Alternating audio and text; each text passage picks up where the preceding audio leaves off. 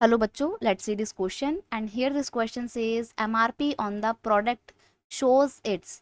जो प्रोडक्ट्स के ऊपर एमआरपी लिखा होता है वो एमआरपी क्या होता है? ऑप्शन है maximum retail price, minimum retail price, maximum retail price, macro retail price या नन ऑफ द अबव। देखो एमआरपी की बेटा अगर हम बात करें, ये हर प्रोडक्ट्स पे होता है। चाहे आप छोटा से छोटा कोई टॉफी भी लो ना 1 रुपए का, उस पर भी एमआरपी लिखी होती है। क्यों लिखा होता है एमआरपी? एमआरपी होता है मैक्सिमम रिटेल प्राइस, यानी कि अधिकतम कितना कीमत उस प्रोडक्ट के लिए एक दुकानदार ले सकता है, वो होती है एमआरपी। एमआरपी होना क्यों जरूरी है?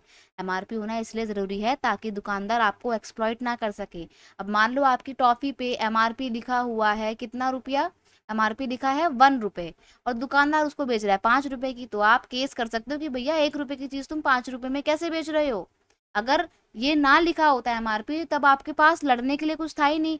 दुकानदार तो आपको 1 रुपए की चीज 5 रुपए की बेच रहा होता, आपको पता भी नहीं लगता। क्यों नहीं पता लगता? क्योंकि एमआरपी नहीं लिखा था।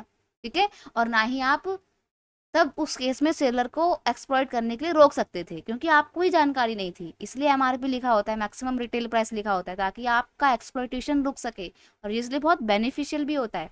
The maximum retail price printed on the packet is beneficial for us because it set a limit beyond which the seller can not sell the product. ये एक लिमिटेशन सेट करता है जिससे आगे बढ़कर कोई भी सेलर किसी सामान को नहीं बेच सकता है। अगर किसी बिस्किट के पैकेट में एमआरपी 20 रुपए लिखी हुई है, तो दुकानदार उसको भले ही 15 रुपए का बेच दे, लेकिन वो 21 रुपए का भी नहीं बेच सकता उसको। क्यों? क्योंकि लिमिटेशन सेट है 20 रुपए। इससे कम का बेचो, लेकिन इससे ज्यादा का नहीं बेचोगे। Otherwise they would easily exploit consumer. और अगर ये ना लिखा होता तो आप मतलब जो सेलर हैं वो कंज्यूमर को इजिली एक्सप्लॉइट कर सकते थे। इसलिए एमआरपी यानी कि मैक्सिमम रिटेल प्राइस बहुत ही बेनिफिशियल होता है हमारे लिए। तो ऑप्शन बी आपका यहाँ पे सही आंसर है। I hope you understood it well. Best of luck.